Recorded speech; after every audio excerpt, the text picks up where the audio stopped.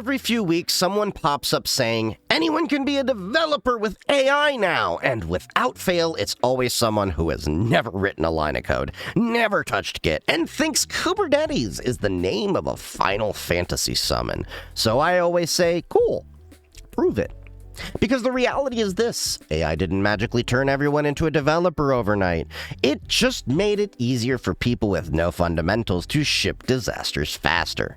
And honestly, this whole vibe coding moment is just an extension of a problem we've already had for years.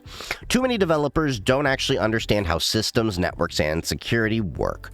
Quick context here before we dive in. If you watched my last video, this builds directly on that. In that one, I talked about how vibe coding is fine, but only if you're vibe checking, and how vibe checking is the part people keep skipping. That video was about the theory of the problem.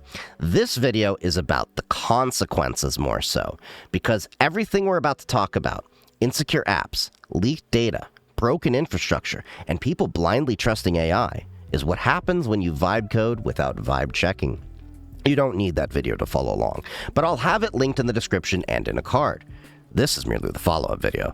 But before we go any further, make sure you like the video, subscribe, and follow me on all of my socials: Blue Sky, Mastodon, Matrix, Discord, Twitch, Kick, TikTok. Everything is linked below, and if you want to support the channel directly, I've got a Patreon down there, as well as other ways to support this channel.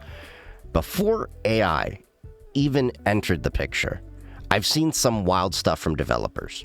Developers who didn't know you can't run two applications on the same port, what DNS actually does, the difference between hashing and encryption, why hard-coding secrets is a terrible idea, why your app can't magically access files that don't exist, and then there's this one that still lives rent-free in my head all these years. We had a developer who couldn't connect to a database and immediately blamed Zscaler, because of course, it's always Zscaler, or DNS. Except the real issue was that they weren't using an encrypted connection, even though encryption was mandatory for compliance. Then they had the audacity to ask, can you just disable encryption? And I swear to you, a cybersecurity engineer, me, a cybersecurity architect, and the database administrator all said no at the exact same time, came off mute on a Teams call to just say that, like a compliance-themed barbershop quartet. That was a clear compliance violation, and it came from someone writing production code. That was the baseline before AI. AI didn't create this problem. It's merely just accelerated it.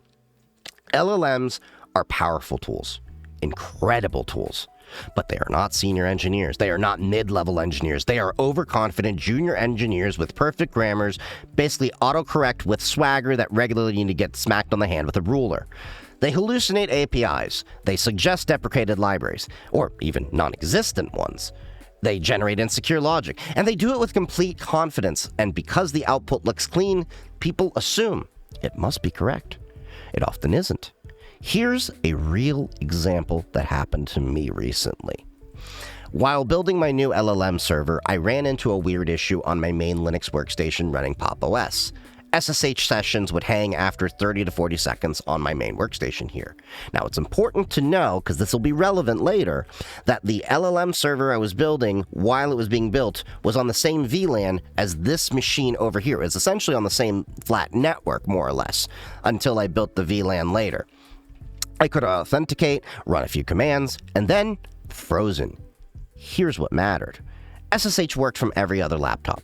It worked from Windows PowerShell, it worked from Parrot OS, it worked from other Linux machines, it worked across multiple VLANs and subnets, including Raspberry Pis running bots and my logging sim server from different points, and I could SSH just fine. It was just this one box.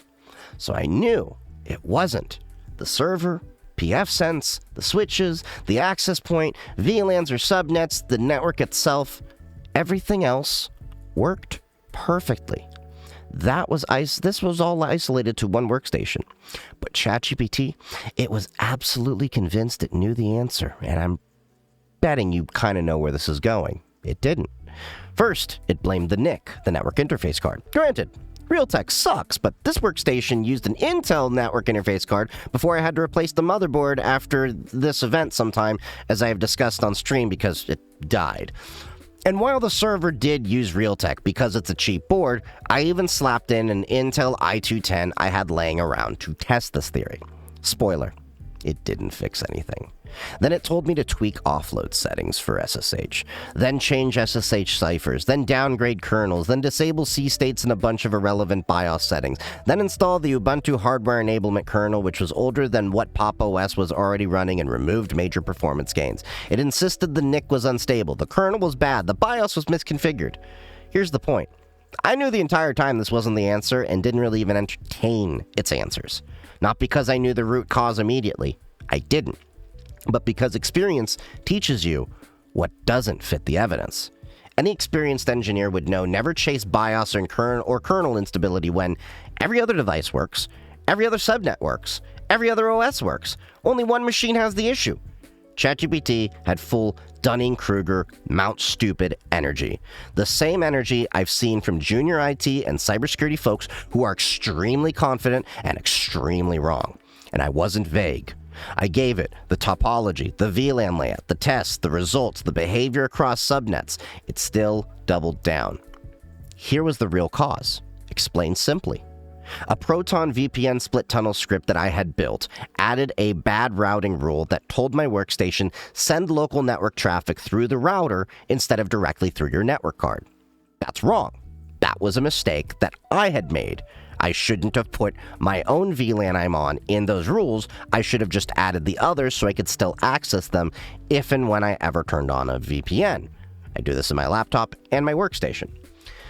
Local traffic should always go directly to the network interface. So the system had a bad rule sending traffic through the gateway, a good rule sending it directly. Because the bad rule was used, traffic took a weird detour, caused asymmetric routing, confused connection tracking, and SSH would hang as a result.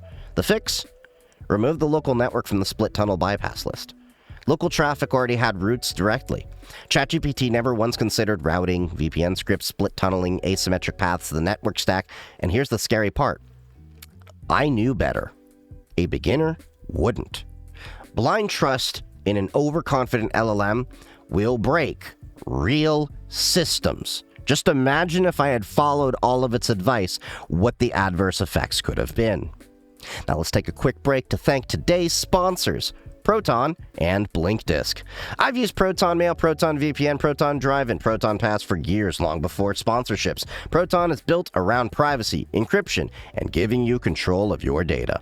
No surveillance capitalism, no data harvesting, no creepy profiling. If you want encrypted email, a secure VPN, private cloud storage, password management, and aliases all in one ecosystem, Proton is one of the easiest privacy upgrades you can make.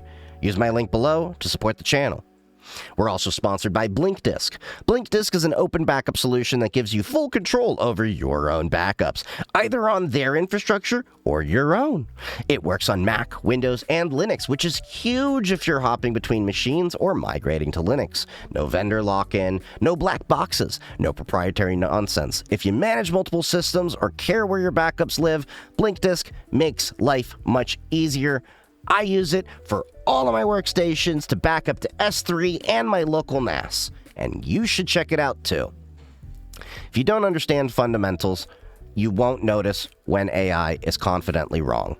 You still need to understand Git, secrets management, secure coding, architecture, OS behavior, CI/CD, containers, infrastructures, how to validate AI output. LLMs don't apply these automatically. You still have to guide, review, and correct them. Here's what actually scares me.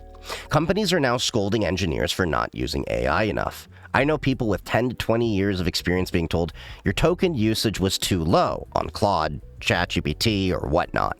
Not quality, not security, not architecture. Meanwhile, studies show AI introduces vulnerabilities in nearly half of generated code.